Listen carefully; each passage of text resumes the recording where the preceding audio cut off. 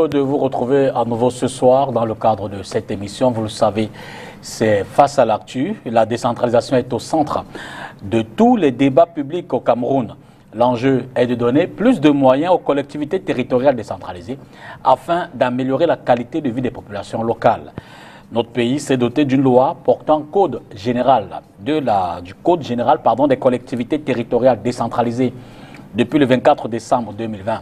Au moment où des élections régionales sont annoncées, nous allons analyser le chemin parcouru et jeter peut-être les bases d'une probable amélioration de cette loi. Nous sommes ce dimanche avec un expert de ces questions. Nestor Emlé est, vous le savez très certainement, il a pris part en 1996 par exemple aux premières assises nationales intercommunalité et décentralisation, c'était à Yaoundé. Il est le directeur général AIDEA de l'organisme public de coopération intercontinentale OPCI de la Sanaga maritime.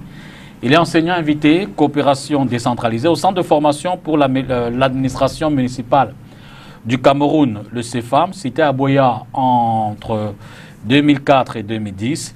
Et puis dans ce cadre, il est l'un des rédacteurs avec le professeur Heisenberg du référentiel des métiers communaux et aussi directeur de publication, c'est un magazine, Jumelage et Partenariat Magazine, revue dédiée à la couverture médiatique des acteurs de la coopération décentralisée, édité par le cabinet dont il est par ailleurs fondateur, cabinet Interaction. Bonsoir Nestor. Bonsoir. Merci d'être des nôtres ce soir. Merci de me recevoir.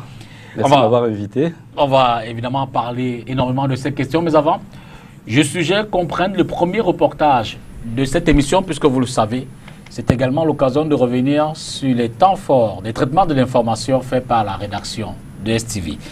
On va parler de l'interdiction par le ministre de l'administration territoriale dans la région du Nord-Ouest et dans les régions du Nord-Ouest et du Sud-Ouest des armes blanches, notamment des machettes, qui, comme vous le savez, sont grandement impliquées dans les crimes, meurtres et assassinats qui se déroulent dans ces régions, secouées par une crise sociopolitique. Suivez plutôt.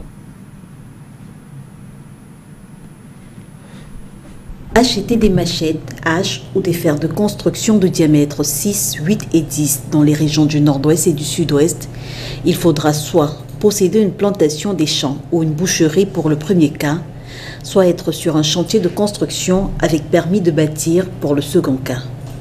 Telles sont les dernières mesures conservatoires prises par le ministre de l'administration territoriale qui vient d'instruire au gouverneur de ces deux régions, Adolphe Lélé-Lafrique et Bernard Okalabilaï, de recenser dans toutes les quincailleries et magasins de leurs unités administratives respectives les stocks de machettes, haches et de fer disponibles. Des objets qui feront l'objet de déclarations sur l'honneur des propriétaires. Aussi, tout citoyen désirant acheter une machette devra au préalable obtenir une autorisation de son sous-préfet après justification de son activité agricole. Quant au vendeur, il devra identifier l'acheteur, son numéro de téléphone, la situation de son domicile, vérifier la CNI de son client et en garder une copie. Mesure applicable également pour l'acquisition du fer à béton de diamètre 6, 8 et 10. Cette mesure de Paul Atangandi intervient dans un contexte où sont de plus en plus perpétrés des meurtres à l'aide de machettes et haches et où ce matériel de construction sert à la fabrication d'engins explosifs. Les dites mesures seront tout d'abord appliquées pendant 4 mois et éventuellement renouvelables. Les contrevenants s'exposeront aux sanctions prévues par la réglementation. Notons que cette mesure n'est pas la première du genre prise par Paul Atangandi depuis le début de la crise. Le 4 avril 2018, dans un communiqué, il interdit jusqu'à nouvel ordre pour des raisons sécuritaires la vente des armes de chasse et la fermeture de toutes les armureries dans 6 régions du Cameroun, soit l'Adamawa, le centre, le littoral, l'ouest et bien sûr le nord-ouest et le sud-ouest. Je rappelle que vous êtes appelé par certains le Camerounais qui s'occupe des questions de décentralisation en France, en Europe, en Occident, mais aussi dans certains pays africains. Je l'ai dit, au regard de notre code général de la décentralisation et de l'implémentation qui en est faite jusqu'ici, pratiquement 8 mois après, nous sommes en août, quelle est la première lecture, les premières leçons que vous en tirez, vous qui avez longuement travaillé sur cette question-là avec le gouvernement et d'autres partenaires. Je rappelle par exemple qu'en 2008, avec les élus locaux, vous avez travaillé sur la gouvernance et le leadership local. Mais écoutez, ma première réaction est de vous dire que quand j'arrive au Cameroun en 1996 pour impulser l'intercommunalité en Sanaga-Maritime, le Premier ministre, chef de gouvernement, dissout les syndicats de communes d'initiative gouvernementale. J'arrive pour impulser la création des établissements publics intercommunaux d'initiative locale, c'est-à-dire portés par des élus locaux. Donc, pourquoi nous commençons à promouvoir l'intercommunalité à ce moment? Mais tout simplement parce que l'intercommunalité, en réalité, obéit au double principe de délégation de compétences et de subsidiarité. Pratiquement la même chose que la décentralisation. Donc, c'est une évolution qui, à s'y méprendre, prépare les élus à l'avènement de la décentralisation. C'est une étape, c'est un chaînon manquant qui fait cruellement défaut dans ce qui se passe aujourd'hui dans notre pays. Vous savez, la France, par exemple, se décentralise en 82, mais antérieurement, toutes les collectivités, par exemple, françaises, c'est un pays dont on s'est inspiré énormément pour organiser l'administration territoriale de la République. Il y avait déjà, l'intercommunalité était consacrée. C'est une école. Cela nous a manqué. C'est un chaînon manquant. Vous savez, pour faire, il faut savoir. On demande aux collectivités, on demande aux communes, et même au gouvernement et aux autres acteurs majeurs de la vie locale, les autorités administratives locales également, de transformer, c'est-à-dire de prendre leur marque en un temps record, sans préalable. Ce n'est pas comme ça que ça se passe. Ce n'est pas évident. Il faudra être un peu patient. Donc oui, c'est vraiment, on ne part pas de rien quand on s'engage dans la décentralisation. Mais au Cameroun, je vous dis, on dissout les syndicats de communes en 1996 et avec raison. Ces syndicats de communes sont d'initiative étatique. Mais n'ayant pas convaincu de leur viabilité et même de leur efficacité, le gouvernement, avec raison, décide d'y mettre fin. Moi, j'arrive en Sanaga-Maritime, ça aurait pu être dans un autre département du Cameroun. Vous savez, je quitte quand même des fonctions internationales à Bruxelles, où je dirigeais le programme Jeunesse et Coopération, absolument, Union Européenne, États d'Afrique, Caraïbes, Pacifique. À l'époque, 15 pays, 15 et 71, pour atterrir dans un petit département. Et c'est donc un engagement militant, empressé par cela, par un certain nombre de personnalités camerounaises, notamment Isabelle Basson, ambassadeur à Bruxelles, de regretter mémoire, une grande patriote, l'honorable Zébembe, qui est vice-président de l'Assemblée nationale à l'époque et négociateur des conventions de Lomé. Au moment où nous faisons la 19e Assemblée paritaire à Dakar, où j'ai été chargé des questions de jeunes, me demande de venir au Cameroun militer pour préparer la mise en œuvre de ce chantier. Mais il fallait avoir un test, une recherche-action. C'est ce que nous avons fait à IDEA. Oui, depuis 1996 à aujourd'hui, les élus, ceux qui sont chargés de la décentralisation, l'implémentation de cette loi-là, ne sont pas à la hauteur, je veux dire, en termes de formation? Non, ce n'est pas tout à fait ce que j'ai dit. J'essaye de vous dire, de demander aux Camerounais et à tout le monde de faire preuve d'un peu de patience. Pourquoi? Parce que c'est une pratique. Vous savez, il y a un temps pour le droit. Vous avez parlé des lois. Nous sommes entre 2002 et 2020, il y a eu l'ossature juridique de la décentralisation. Mais ça, il y a un temps pour le droit, il y a un temps pour... On ne va pas faire éternellement du juridisme. Nous passons dans le dur. Les questions aujourd'hui de servir les Camerounais et de donner des saveurs, des odeurs et des couleurs à la décentralisation. Il faut qu'elle touche la vie quotidienne des gens. Et alors, pour ça, il nous a manqué quelque chose, cet entraînement. Notre idée était de faire cela en Sanaga-Maritime et de l'élargir progressivement vers les 57 autres départements du pays avant l'entrée effective des outils ou des textes de la décentralisation. Cela nous a cruellement manqué. Le jeu des acteurs était truffé de soupçons. Donc cela n'a pas été facile. Ceci dit, les Camerounais ont aimé être élus. c'est déjà, ne soyons pas... La décentralisation n'est pas un chantier figé, il est dynamique. Nous remarquons que les Camerounais aiment l'idée d'être maire. C'est déjà une bonne nouvelle. Vous savez, il y a des pays, allez en France actuellement, il y a eu beaucoup de démissions de maires. Gens qui ont estimé qu'ils n'étaient pas suffisamment pris en compte, mis en valeur et même protégés, et qui ont menacé de démissionner au Cameroun. Les Camerounais aiment l'idée d'être maire. C'est déjà une bonne nouvelle. Vous savez, il faut donc faire preuve d'un peu de patience. Bien sûr, il y a d'autres choses qui sont un peu limites. D'accord. Alors, le Cameroun a choisi d'implémenter cette option-là, j'ai failli dire en 2 temps. Oui. D'abord, il y a les régions du nord-ouest et du sud-ouest qui, elles, sont concernées par un statut spécial. Oui. Et puis, il y a les autres régions qui sont concernées par la décentralisation en elle-même. Est-ce que ça n'a pas cette spécificité-là, je veux dire, quand on y regarde de plus près, ne donne pas le sentiment d'une hésitation du mécanisme mis en place effectivement, sachant que l'objectif étant de rapprocher la décision des populations qui sont administrées? Mais je vous renvoie la question. En quoi le statut spécial sort les régions du sud-ouest, du nord-ouest de la décentralisation? Nous sommes bien et bien en pleine décentralisation, y compris dans le cadre d'un statut spécial. La Corse, en France, a un statut spécial. En Espagne, il y a des régions qui sont régies par un statut spécial. On n'est pas pour autant en dehors de la décentralisation. Donc, pour moi, la décision politique qui consistait à donner davantage de pouvoir, c'est-à-dire une autonomie un peu plus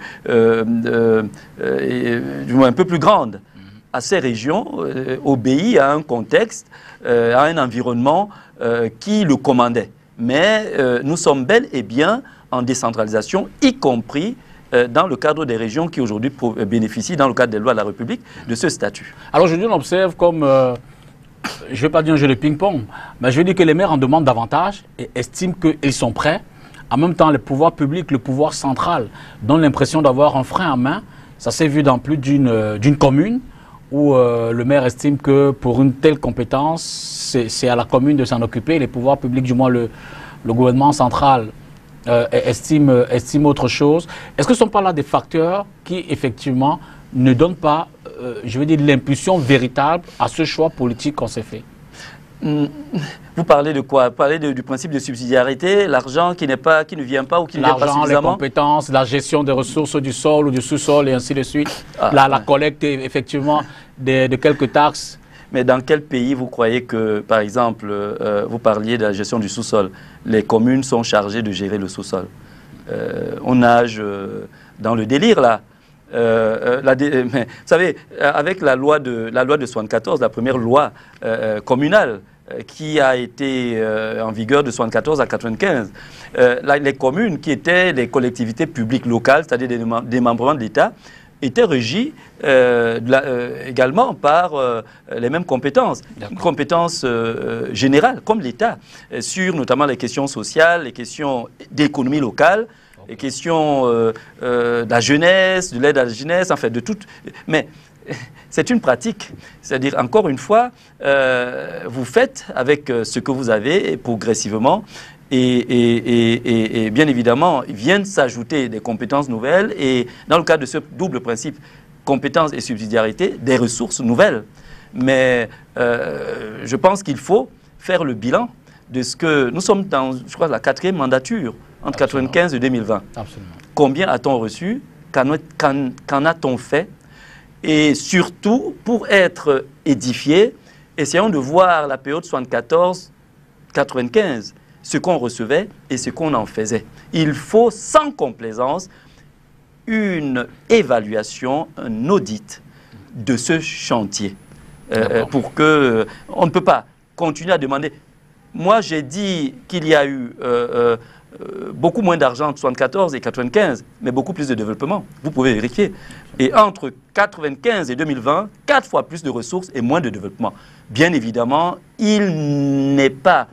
dans mon propos, à soupçonner qui que ce fût de distraction de la fortune publique. Les maires ne sont pas des voleurs, ce sont des gens sérieux qui veulent travailler pour leur pays. Mais il faut essayer de prendre des décisions stratégiques en termes de dépenses.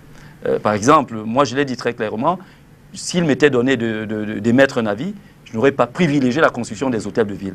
Il faut construire l'économie locale, c'est important. C'est elle qui va permettre aux maires, justement, d'être autonomes financièrement, c'est-à-dire d'avoir une assiette fiscale à leur portée et près d'eux pour améliorer la gouvernance. Là, vous me parlez des dotations de décentralisation en termes de fonctionnement et en termes d'investissement. C'est des leviers qui ne tiennent pas par eux-mêmes, mais ils ont des responsabilités et des missions à remplir. Et ces missions leur seront bénéfiques. S'ils réalisaient, s'ils développaient l'économie locale. C'est la même chose. Mais c'est la même chose, y compris au niveau d'un pays. On peut en parler, l'économie locale. C'est quoi? C'est de s'assurer qu'on a un menuisier par ici. Quand quelqu'un meurt, eh bien, son cercueil est acheté dans la commune. Il y a un effet induit directement au niveau de l'assiette fiscale. C'est d'avoir un photographe, un boulanger, un poissonnier, c'est de servir les Camerounais. Je crois que les maires doivent massivement investir pour que l'économie locale soit structurée, accompagner en tant que régulateur leur organisation. Ce sont les partenaires du maire. Actuellement, les maires sont face à eux-mêmes. Il leur faut des partenaires. Leurs partenaires, ce sont des opérateurs économiques, ce sont les corps de métier, ce sont des entreprises. Il faut absolument organiser. C'est tout cela qui va leur permettre d'avoir des ressources et des outils nécessaires à la transformation territoriale et à l'embellissement de nos collectivités, de nos villages et de nos quartiers. On reste dans le nord-ouest et le sud-ouest pour prendre ce deuxième reportage de l'émission de ce soir. Encore au niveau du MINAT, cette fois-là, Paul Atanga a reçu les chefs traditionnels de ces localités, comme vous le savez, je l'ai dit tout à l'heure, en proie à la crise sociopolitique qui s'est mutée en conflit. Les chefs traditionnels ont quitté ces localités depuis, pour certains, le début de cette crise. Il leur est demandé d'y retourner. Suivons plutôt. Perpétrés dans les régions du nord-ouest et du sud-ouest, de nombreux chefs traditionnels terrorisés par les séparatistes anglophones ont abandonné leur village pour trouver refuge dans les zones les plus sécurisées, notamment la ville de Yaoundé, capitale politique du Cameroun. Aujourd'hui, les parlementaires, les chefs traditionnels et surtout le gouvernement, dont la voix est ici portée par le ministre de l'administration territoriale Paul Atanga, essayent de trouver des voies et moyens pour que les gardiens des traditions puissent rentrer dans leur palais au nord-ouest et au sud-ouest. Vous savez, le chef de l'État, son Excellence Paul Biya, lui-même, le fond des fonds. Et puis il était préoccupé du fait que certains fonds sont résidents ici, ça fait déjà un certain temps. Et vous savez, les chefs traditionnels sont les auxiliaires de l'administration. Donc normalement, ils occupent un territoire et ils doivent exercer leur autorité sur ce territoire. Donc les fonds du nord-ouest et du sud-ouest, pour la plupart de ceux qui sont à Yaoundé, c'est des fonds qui ont été victimes des atrocités des terroristes. Tour à tour, le ministre Paul Atanga écoute les chefs traditionnels. Des échanges profonds visant à garantir leur retour en toute sécurité en terre natale. Nous sommes en train de profiner les stratégies pour permettre que tous les chefs regagnent leur chefferie en paix. Parce que quand le chef n'est pas là, le village n'est pas là. Ils doivent être au village. Ils doivent être là pour accompagner l'administration pour qu'ils puissent maintenir et faire revenir la paix que nous avons à toujours avoir dans ce pays. Une paix dont le retour se pointe à l'horizon, rassure le patron de l'administration territoriale, au-delà des récentes violences observées ces derniers jours. Mais nous avons fait une évaluation de la situation sécuritaire et il est évident.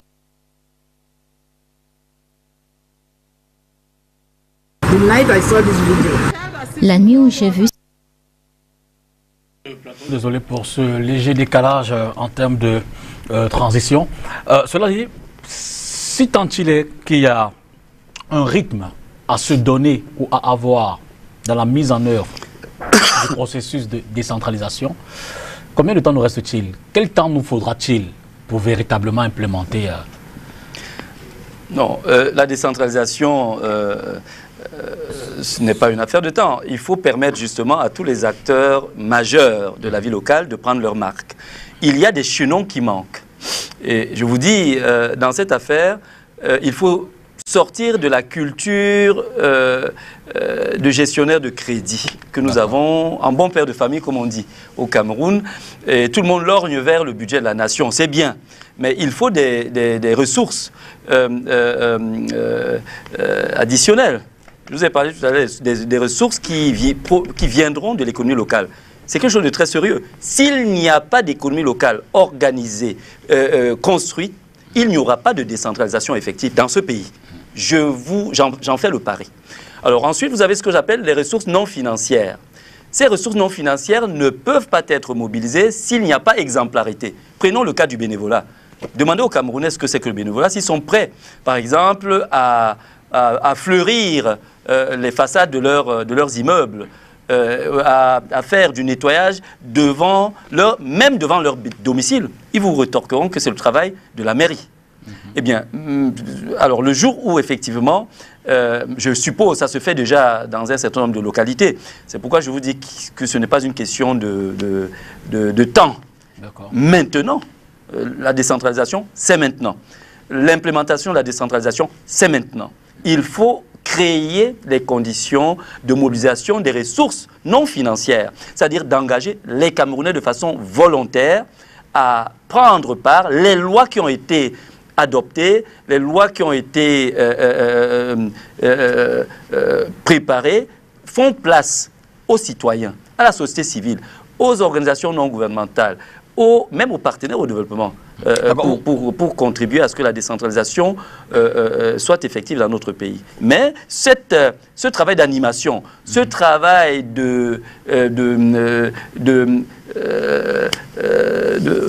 mobilisation des autres acteurs incombe aux magistrats municipaux, aux élus.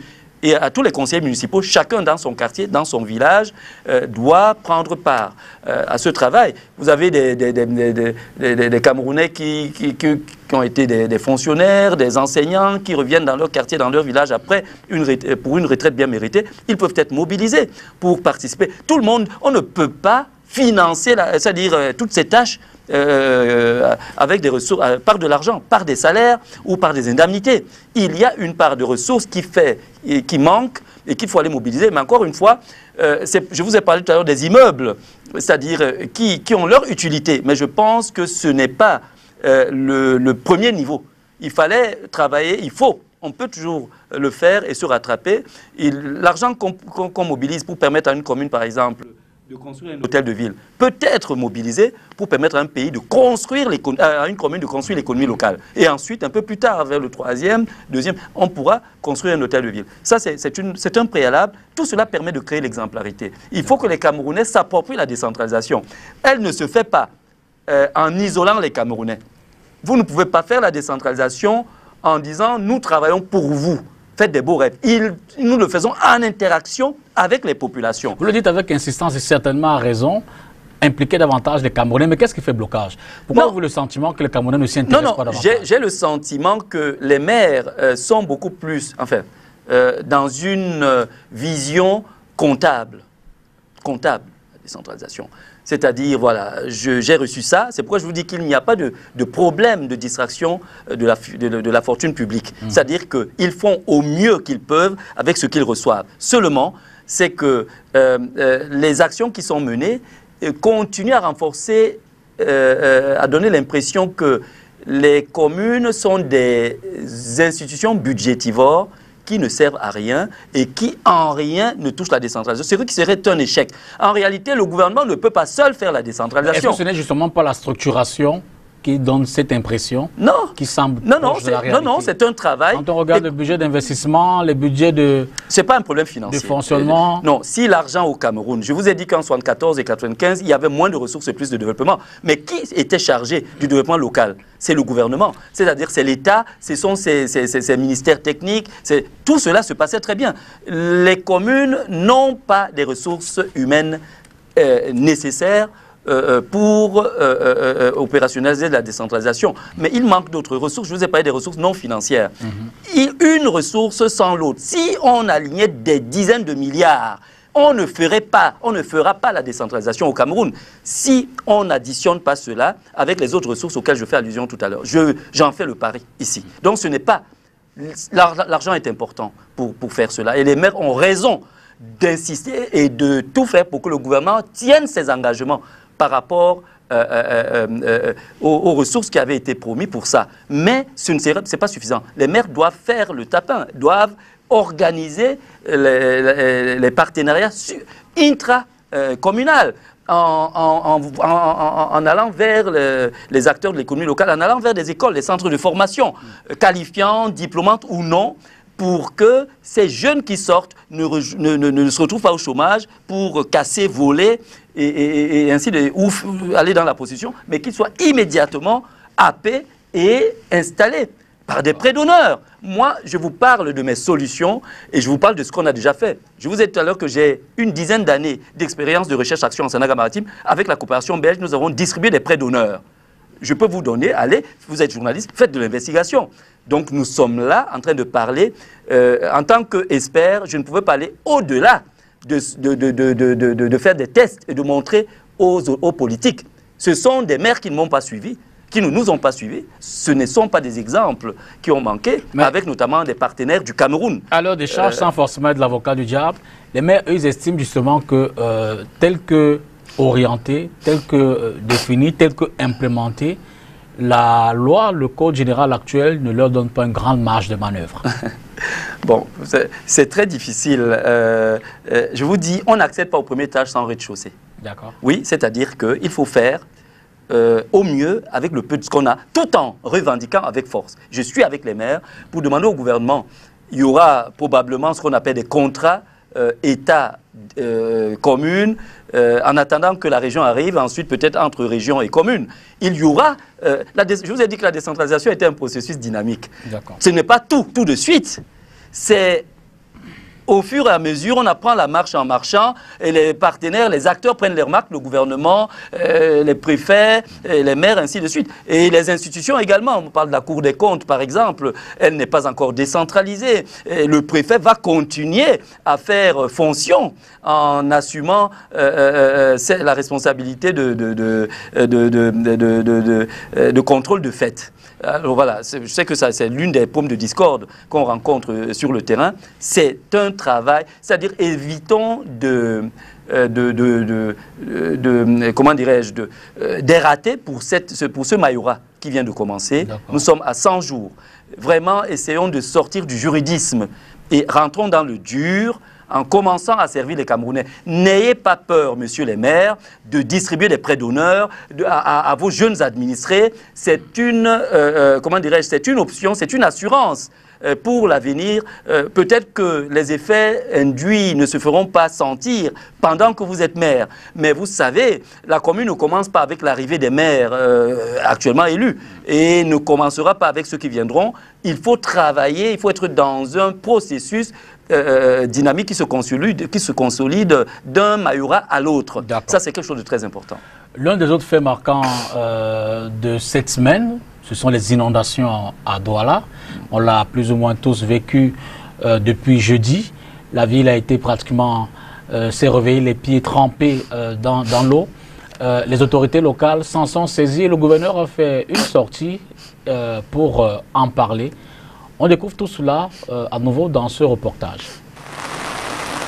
Au vu de la situation critique provoquée par les graves inondations qui se sont abattues sur la ville de Douala tôt ce vendredi vers 4 h du matin, le gouverneur du littoral a activé le comité régional de crise et convoqué aussitôt la presse dans ses locaux.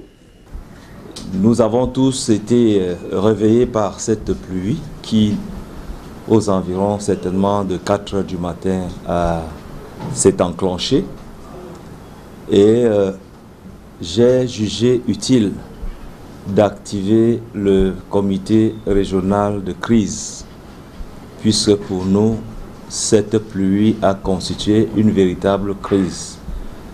Et le plan Orsec nous impose ainsi de pouvoir l'activer et de trouver des voies et moyens pour apporter solution à ce grave sinistre qui s'est abattu dans notre ville.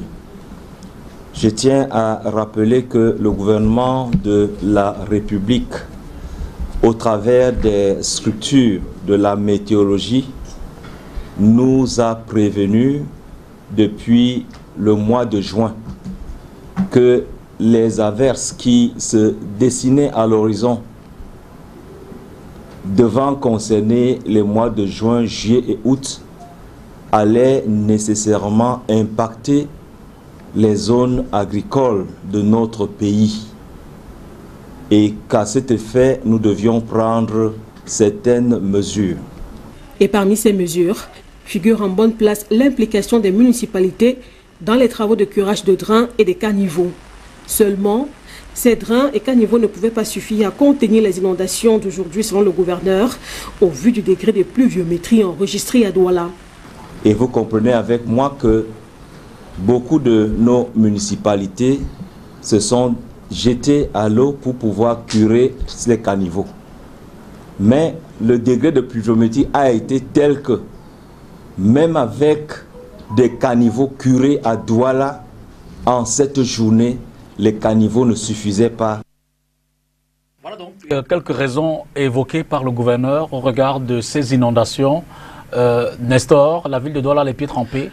Ben, écoutez, il y a des inondations pour les mêmes raisons à Washington, à Paris, on a vécu cela. C'est-à-dire, en fait, le gouverneur a raison. C'est pas facile de jeter la patate chaude comme ça. Non, non, non, non. Le gouverneur a raison. C'est-à-dire que il tombe en quelques heures, je veux dire, une quantité d'eau qu'on peut avoir sur plusieurs mois. Et c'est inévitable. Bon, cela n'excuse pas le fait qu'il y a des problèmes et auxquels les élus locaux doivent faire face. Mais dans le cas de l'espèce, je crois qu'il faut faire amende honorable au gouverneur qui a pris la mesure de cette crise, de ce petit cataclysme et qui a déclenché le plan Orsec avec raison. Voilà, moi je pense qu'il y a vraiment, ça aurait pu être à Paris, ça aurait pu être dans n'importe quelle ville ou région du monde. Je suggère qu'on écoute également un extrait du maire de la ville. Le maire Mbassandinen est lui également descendu sur quelques sites qui ont été inondés par ces eaux-là. Et à l'issue de cette réunion de crise, cette rencontre avec le gouverneur, il a dit un mot. Écoutez, Douala est effectivement fait face à deux phénomènes qui malheureusement arrivent concomitamment. Le premier, c'est que depuis 3h30, 4h du matin, il y a de fortes précipitations.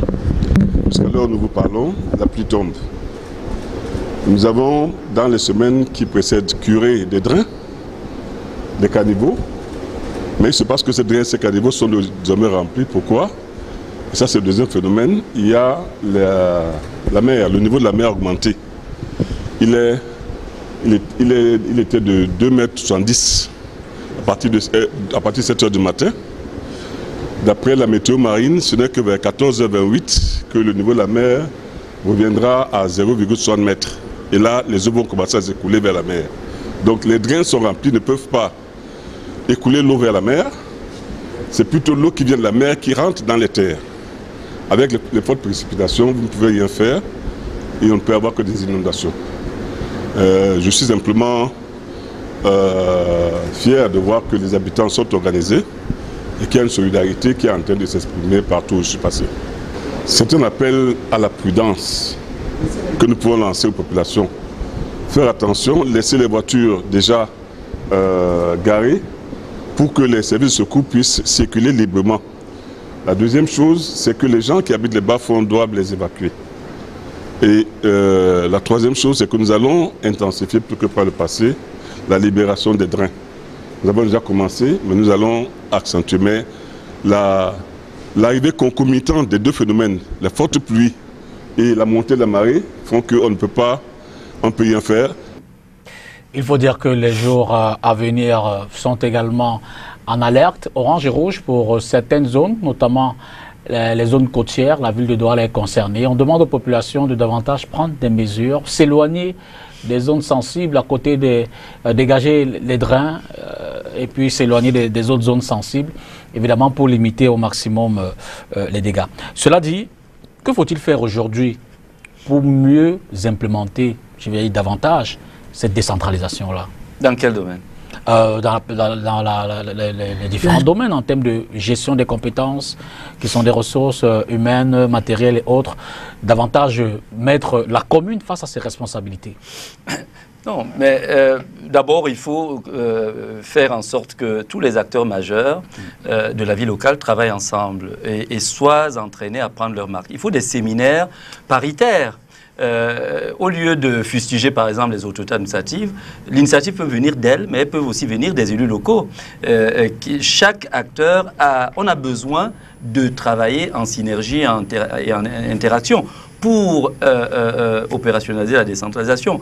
Les autorités administratives, les autorités municipales, mais également les autres acteurs, notamment économiques. Il faut organiser, j'insiste là-dessus, la vie économique locale. Les organes représentatifs des différents acteurs, il faut organiser également la vie associative. Moi, maire, je créerai au niveau municipal ou au niveau même intercommunal avec mes pairs des chambres associatives, pour que cette ressource, je parle des ressources non financières, soit structurée, organisée et vienne en supplément dans toutes les autres ressources qu'on aura mobilisées pour que les choses se mettent en œuvre. Prenons l'exemple, par exemple, de la compétence culturelle. On ne demande pas au maire de devenir guitariste, ainsi de suite, mais de faire en sorte qu'il y ait un certain nombre de leviers pour permettre à la vie culturelle de se faire et de se faire sentir. Pareil pour la compétence jeunesse, l'action éducative locale. Ce sont des compétences qui sont déjà transférées, mais il faut savoir les mettre en œuvre. Les maires ont besoin d'être accompagnés. Et nous disons, je veux dire, je ne prêche pas pour ma chapelle, mais je dis que, d'ailleurs, nous avons pris des mesures pour que l'accompagnement qu'on apporte aux collectivités locales soit... je veux dire que les coûts ne soient pas tiennent compte de la situation des communes. Beaucoup de communes au Cameroun, la plupart des communes sont sinistrées et sont pratiquement en faillite. Même les grandes villes seraient étonnées. Donc, qu'est-ce qui explique? Mais qu'est-ce qui explique? La dette. Les communes sont endettées, extrêmement endettées, beaucoup de communes. Écoutez, je viens de livrer une consultation experte auprès de l'exécutif de la ville de Nkonsamba, la grande ville de Nkonsamba. C'est une commune extrêmement endettée. Le maire, avec raison, s'efforce de rembourser les dettes. Je veux dire, puisque c'est une consultation qui a été payée par la diaspora de la ville de Nkonsamba en Europe, eh bien, je peux vous dire, l'une des préconisations, c'est d'arrêter de payer et de négocier un moratoire avec, notamment, les différents créanciers. Ce n'est pas de payer, c'est un peu comme si on soignait un malade, à qui on faisait, par exemple, un malade du cancer, on faisait une chimio qui permettait qu'il guérisse, mais ensuite qu'il meure. À quoi ça sert? Non, moi je crois qu'il faut geler et surtout négocier, parce qu'il ne faut pas non plus, il faut être crédible et surtout garder la crédibilité de sa signature. Ce n'est pas question de ne plus payer, mais de négocier, c'est-à-dire d'emporter l'adhésion des créanciers sur cette situation et de continuer, mais à condition justement que ce temps et ce repli lui permettent de construire l'économie locale. C'est de cela dont il s'agit. Le gouvernement, le budget de la nation et les dotations qui sont transférées ne suffiront pas à elles seules pour la transformation territoriale et pour l'embellissement de nos localités. Il faut des ressources nouvelles. Ces ressources nouvelles font défaut et elles vont d'ailleurs permettre aux maires justement d'implémenter la décentralisation, parce que quand vous mettez au travail des gens, ben vous créez de la richesse. Vous créez la richesse et vous contribuez à lutter contre le chômage des Camerounais. Vous travaillez pour les Camerounais. Et surtout, on commence à voir les effets de la décentralisation. Écoutez, prenons l'exemple du social. Chaque maire doit avoir une carte sociale de sa localité, quartier par quartier. Combien y a-t-il des pauvres? Il y a des personnes âgées qui n'ont pas de parents et qui crèvent la dalle, qui ont faim. Il faut des banques alimentaires. Il y a toute une série de choses à mettre en place pour que la décentralisation, comme je le dis, puisse avoir des couleurs, des saveurs et des odeurs. Tout cela aujourd'hui, on n'a pas obligé de geler les choses et d'attendre la mer, d'attendre que ça vienne. On peut le faire. Nous, on a essayé. Organiser, par exemple, l'évacuation des vivres, animer les marchés périodiques. Moi, je l'ai fait en Sanaga maritime. Vous avez des maires qui ont, avec des financements du FEICOM, réalisé des marchés. Mais ces marchés servent de dortoir aux moutons. C'est un non-sens. Il faut que les populations s'en approprient et puissent y apporter leur production agricole. Seulement, moi j'ai fait une enquête, on a travaillé avec les populations qui nous ont fait comprendre pourquoi ils ne pouvaient pas amener leur production dans ces marchés. Il faut organiser derrière, comment dirais-je, une collecte de ce qui n'aura pas été vendu. Et aller vendre. Moi, je l'ai fait en Sandaga-Maritime comme directeur général de l'Office de coopération intercommunale pour la Sandaga-Maritime. Je rachetais avec les communes tout ce qui n'avait pas été acheté par des élites dans leur village. Et on allait faire de la régulation dans des marchés, dans des zones ouvrières comme Dizangue ou comme Edea, où les gens cultivent moins et consomment plus pour aussi mettre la pression et faire baisser notamment le prix du manioc ou le prix du plantain. C'est de la responsabilité des maires. Il s'agit de l'économie locale. Et en même temps, ça fait du troc. Vous avez des agriculteurs qui produisent, mais qui sont pauvres. C'est un non-sens. Quand on est agriculteur, quand on a du manioc, quand on a du plantain, on doit pouvoir vivre de sa production. Et on n'en prend pas le chemin aujourd'hui. Voilà ce que je peux dire par rapport à ça. Parlons Covid, notamment la sensibilisation faite depuis quelques jours, quelques semaines par le secrétariat d'État à la Défense. Les messieurs de cette structure de l'armée camerounaise, de la Défense nationale, sont sur le terrain effectivement pour également apporter du leur en vue de lutter définitivement contre la pandémie.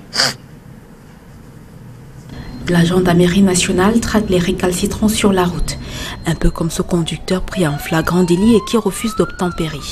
Une course-poursuite permet aux routiers de le rattraper et de le ramener au poste de gendarmerie.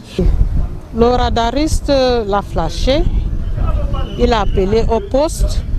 Nous avons mis des gendarmes pour l'interpeller. Quand il est arrivé, il a pris fuite. Il a même failli percuter un adjudant de gendarmerie qui travaille au peloton routier de Boumniabel. La moto est allée à sa poursuite, le ramener. Quand on le ramène, je demande le dossier du véhicule. Il refuse de me remettre le dossier du véhicule. C'est là où je constate qu'il est ivre. Je prends dans je me mets à le tester. Quand je finis avec le texte, je constate qu'il est vraiment en état d'ivresse publique. Là, on va le garder jusqu'à ce qu'il redevienne normal. Le sujet, pris la main dans le sac, clame son innocence. Au tableau, il enregistre pourtant plusieurs infractions. Il a la première infraction. Là, c'est l'excès de vitesse. Ce n'est même plus le non-respect de limitation de vitesse parce qu'il est allé à 111 au panneau 80. Délit de fuite, refus d'obtempérer et il ne peut pas conduire en état d'ivresse publique. Nous allons mettre le véhicule en fourrière et le garder.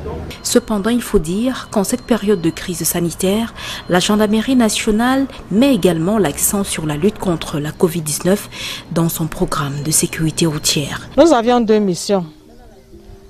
La première mission, c'est lutter contre la propagation de la pandémie coronavirus.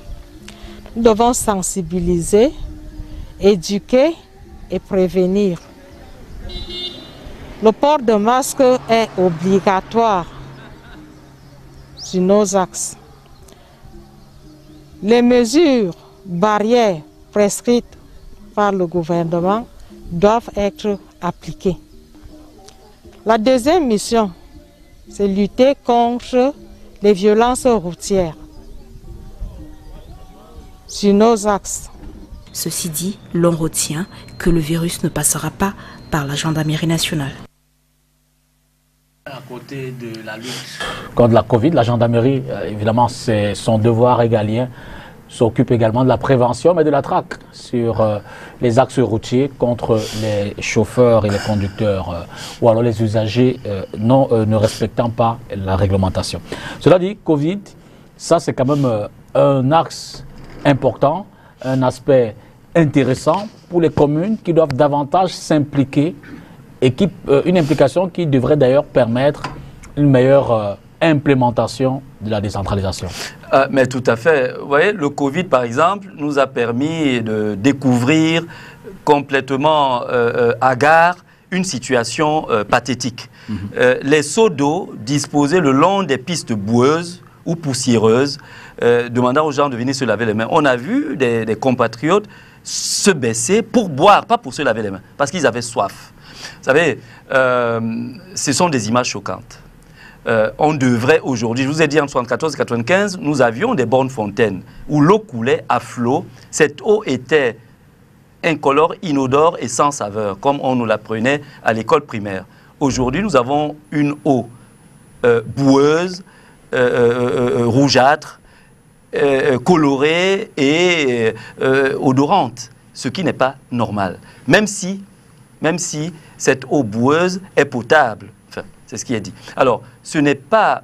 C'est justement, le gouvernement a eu raison d'intégrer l'intercommunalité. Il n'est pas interdit que les communes portent des projets structurants. La responsabilité des projets structurants n'incombe pas qu'au gouvernement.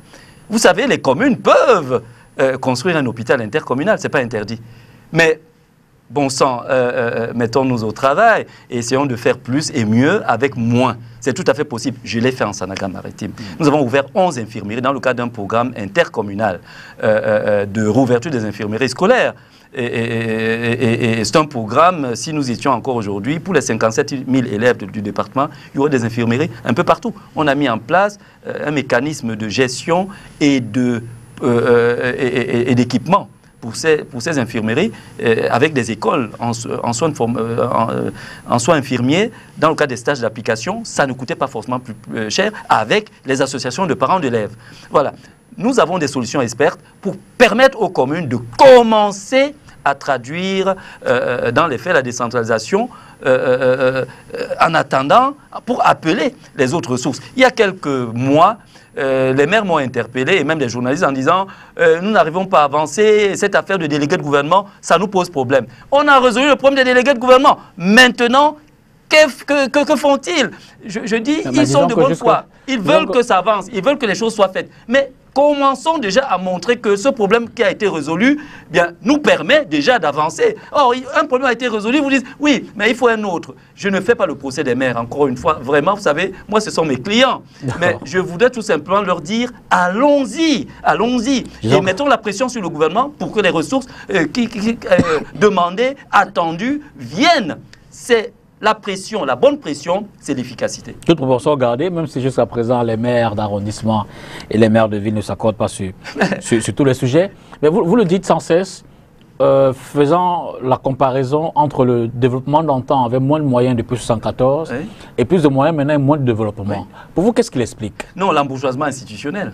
D'accord. L'embourgeoisement institutionnel, moi maire, je ne prendrai pas une véhicule de fonction à 100 millions de francs CFA, je prendrai 4 coasters et j'organiserai du transport dans ma ville, dans ma localité.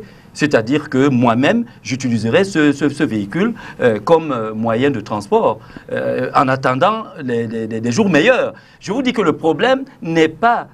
ce n'est pas interdit de faire. Les maires sont juste l'opportunité de la dépense. Ils ont raison de décider de prioriser telle chose. Mais quand on est dans un problème, dans un pays où, et avec raison, les populations sont suspicieuses, il faut leur servir un certain nombre de gages. Et parmi ces gages, je vous ai parlé par exemple du transport dans la localité, ça peut même être du transport intercommunal avec les autres. Il y a des choses, il y a des économies d'échelle qui peuvent être réalisées avec le peu de ce qu'ils ont. Et ensemble, c'est de cela dont il s'agit. Il ne s'agit pas de dire au gouvernement de ne pas donner, de ne pas en donner. Ils sont en droit d'exiger que le gouvernement tienne ses engagements financiers vis-à-vis des moyens dont ils ont besoin pour implémenter le développement. Donc pas d'amalgame avec ça. Oui, quand on prend un véhicule qui coûte ça, quand on privilégie la construction d'un immeuble, d'un hôtel de ville, on a besoin de cela, mais globalement, vous savez, même il y avait des petits bâtiments qui pouvaient permettre de continuer à se serrer pour faire des choses, mais en permettant en priorité aux Camerounais de sentir qu'ils sont eux-mêmes acteurs et bénéficiaires. C'est-à-dire qu'ils sont acteurs et bénéficiaires des retombées de la gouvernance territoriale de cette transformation. C'est ça l'enjeu aujourd'hui. Si nous ratons cela, on aura du mal, on ne pourra pas le récupérer. Nous sommes, je vous dis, ça fait le 4e Mayora. Il est donc venu le temps d'agir, sortant du juridisme et de tous les boucs émissaires qu'on cherche de gauche à droite. Allons-y, utilisons le peu de ressources que nous avons pour bousculer tout cela et pour mettre la pression sur le gouvernement pour que les ressources viennent. Ces ressources viendront. Il y a même des niches Il y a des niches. Vous savez, moi, quand je lance l'ouverture des infirmeries scolaires en Sandaga-Maritime, je vais voir le ministre à l'époque, je crois que c'était Joseph Ona, qui était ministre de l'Éducation nationale. Nous étions là sur des niches de plus de 57 millions de francs par an. Il y aurait aujourd'hui, si j'étais resté en Sandaga-Maritime, il y aurait aujourd'hui des infirmeries dans toute la Sandaga-Maritime. L'idée, bien évidemment, n'était pas de ne servir que la Sandaga-Maritime, c'était de présenter un modèle, un référentiel aux 57 autres départements du Cameroun. Voilà. Un sujet sport, avant un autre. Le ministre des Sports et de l'Éducation physique s'est engagé à faire le tour des infrastructures sportives en vue du CHAN 2021. Vous le savez, une compétition que le Cameroun va recevoir. Le professeur Narcisse Moelle Kombi est donc descendu sur certains sites à Yaoundé cette semaine. Au complexe sportif d'Olimbé, les travaux réalisés par l'entreprise canadienne McGill évoluent certes progressivement, mais les autorités camerounaises souhaitent un rythme accéléré. C'est la principale instruction que Narcisse Moelle Kombi a donnée aux ouvriers dans chaque secteur visité. C'est que les délais de livraison sont proches et beaucoup reste à faire, à l'intérieur et à l'extérieur du stade principal, comme dans les stades annexes. McGill, cependant, est confiant et envisage livrer l'édifice avant le début du CHAN en janvier 2021. Au complexe sportif de la BIAC sélectionné pour les entraînements, l'éclairage et les vestiaires ont été rénovés. Les techniciens sont concentrés sur le gazon de l'aire de jeu qui sera achevé avant la compétition, assure-t-il. Au stade Omnisport et au stade militaire déjà opérationnel, l'on s'attelle juste à l'entretien des infrastructures en attendant le CHAN. Nous sommes globalement satisfaits de l'état de ces infrastructures. Nous étions déjà prêts, quasiment prêts en avril dernier. Mais comme vous le savez, selon les très hautes prescriptions du président de la République, nous avons des objectifs de performance et de délai à tenir, à atteindre.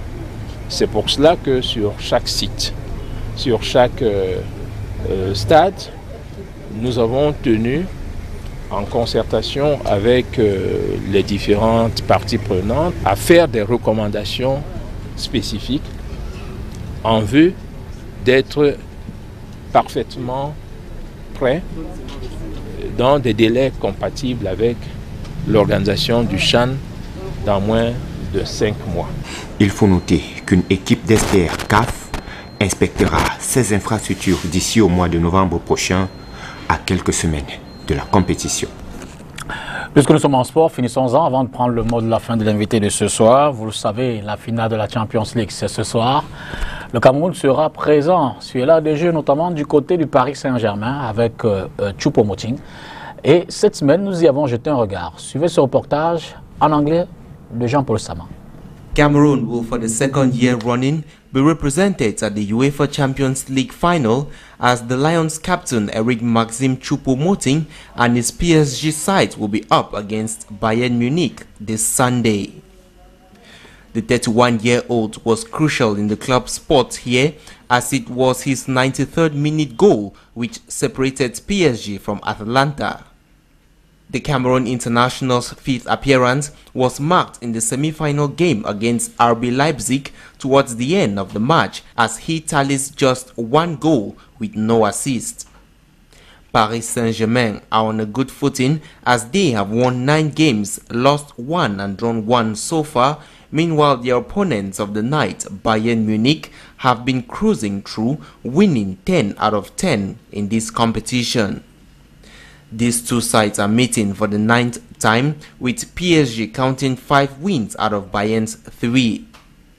Eric Maxim Choupo-Moting will be looking to achieve the same fate like Joel Matip last season with Liverpool when they lock horns with the Bavarians.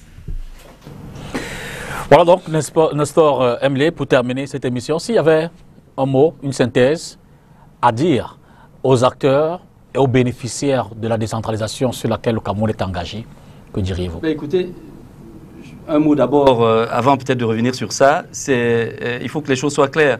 Le Cameroun a un instrument que le monde envie au pays, c'est le FEICOM, qui est un instrument bien construit et très efficace dans ce qu'il fait.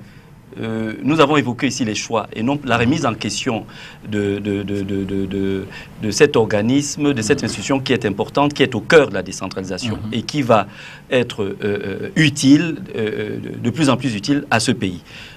Maintenant... Fait comme évidemment le fonds spécial d'équipement et d'intervention intercommunale. Voilà, tout à fait. Merci. Voilà. Alors, moi, ce que je voulais dire aux communes et aux populations, c'est de s'approprier la décentralisation, de ne pas isoler les collectivités locales.